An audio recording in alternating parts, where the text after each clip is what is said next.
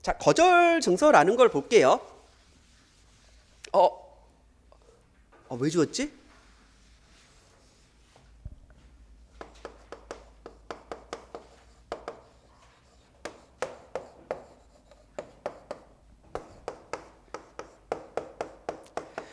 DP면은 지급인이 바로 돈을 줘야 되고 이제 페이먼트가 있어야만 이제 서류를 받을 수가 있죠. DA면 환원을 인수해야만 서류를 받을 수가 있습니다. 하지만 이쪽이 야, 안 받아. 환원 안 받아. DP든 DA든 지급이나 인수를 거절한 겁니다. 자, 문제는 그럼 얘한테 돌아가서 못 받았다 말어 이렇게 되면 되는 거죠. 자, 문제는 이제 여기를 통해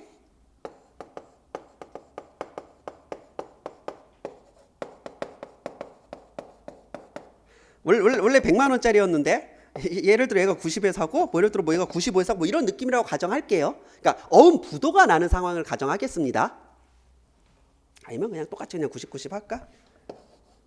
자, 어찌 됐건 이 어음에 할인이 있었다라고 하면 얘는 얘한테 뭐 해야 돼요?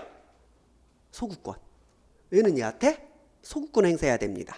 복잡하니까 그냥 뭐 이렇게 해서 어쨌든 얘가 이쪽이 출시 미래인이 어음 할인을 통해 돈을 먼저 받았다라고 하면은 받을 수 있어요.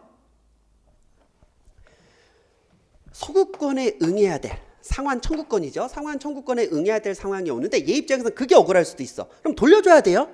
특히 우리나라 어음법 같은 경우는 유통성 강화를 위해서 기본적으로 소구권 행사를 인정한다라고 했잖아요.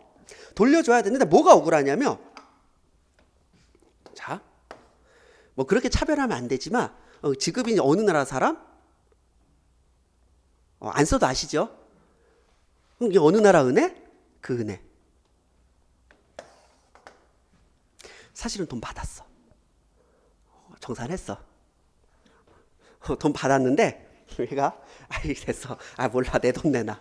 이런 식으로 갈 수도 있잖아요. 그러니까 소구권에 응할 때 항상 불안한 게 뭐예요? 분명히 DP가 됐건 DA가 됐건 아니면 DP라면 바로 뭐 DA가 됐건 어쨌든 뭐 만기가 됐건 뭐가 됐건 분명히 지급인이 최종적으로 결제를 했을 수가 있어요. 그래서 뭔가 어음이 정상적으로 종료가 됐는데 거짓말하는 거죠. 나는 최종적으로 정산 못 받았다. 얘가 도망갔다라고 거짓말을 해가지고 돈을 이렇게 돌려받을 수가 있잖아요. 이게 소구권에 응할 때 항상 고민이 되는 게 그겁니다. 이 어음 정말 부도난 거 맞아? 제가 돈 줬는데 나한테 딴소리 하는 거 아니야? 그거 불안해요, 안 해요? 불안하죠? 자, 그래서 그럼 이쪽이 뭘 요구할 수 있어요? 증거. 얘가 최종적으로 어음에 대해 그 결제를 거절했다라는 증거를 갖고 와라. 우리는 그것을 거절 증서라고 합니다. 거절 증서라는 게 기본적으로 공증을 받아야 되는 서류거든요. 그러니까 변호사가 됐건 누가 됐건 이제 공증을 받아오라는 거야. 정말 얘가 돈을 마지막에 결제를 하지 않아서 그래서 중간에서 우리는 정당하게 소구권을 행사하는 거라고 증서를 갖고 와야 될 수가 있죠. 증서를 요구할래요, 안 할래요?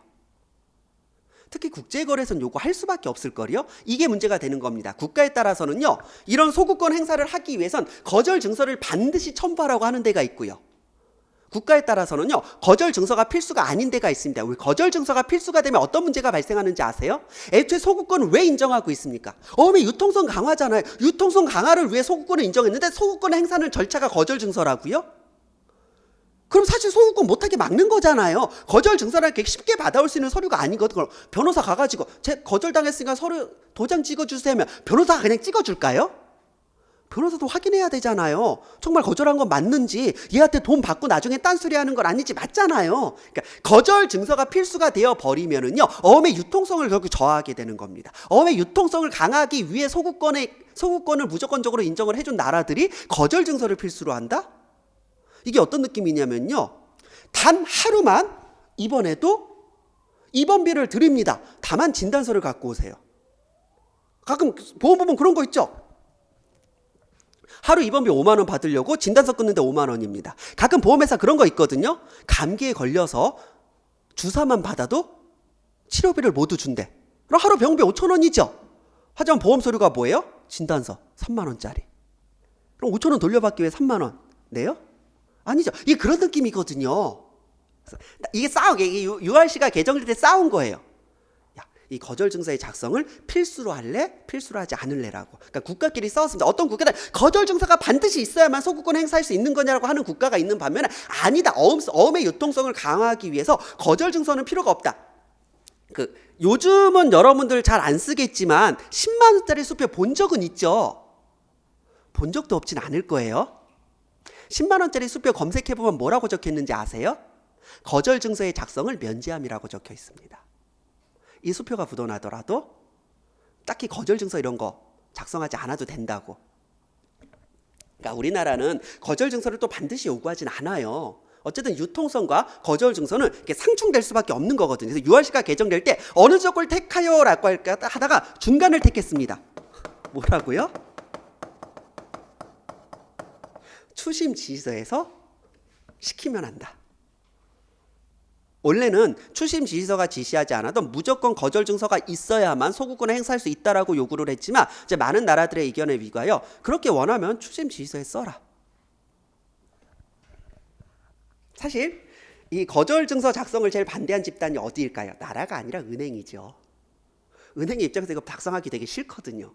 그래서 은행의 입장에서는 야 거절 증서는 추심 지시서를 작성하는 경우에만 하는 걸로 하자라고 얘기해가지고 결국 그렇게 됐습니다. 그럼 추심 지시서를 작성할 때 거절 증서의 작성을 요함이라고 지시서에 넣을 수 있을까요?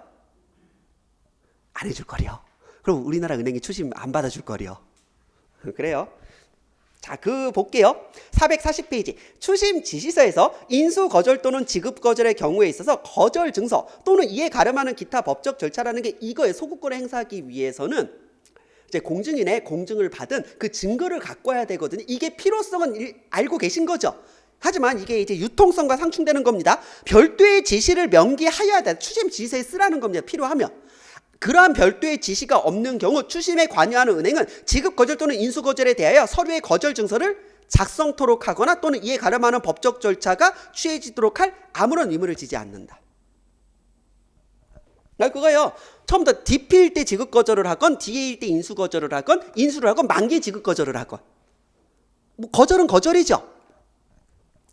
그러한 거절 증서 또는 기타 법적 절차와 관련하여 은행에게 발생하는 모든 수수료 및 또는 비용은 추심 지시서를 송부한 당사자의 부담으로 한다. 결국 다 얘가 내는 거예요. 돈은. 결국 은행이 이겼습니다. 은행이 이겼네. 그래서 거절 증서만 가지고 10점 문제로 출제될 수 있으니까요. 이 440페이지에 그래서 제가 설명을 좀 넣어놨죠. 거절 증서가 뭔지도 써놨고 URC에서 거절 증서에 대해 어떤 입장을 취하고 있는지도 써놨기 때문에 크게 어렵지 않게 접근할 수 있을 겁니다.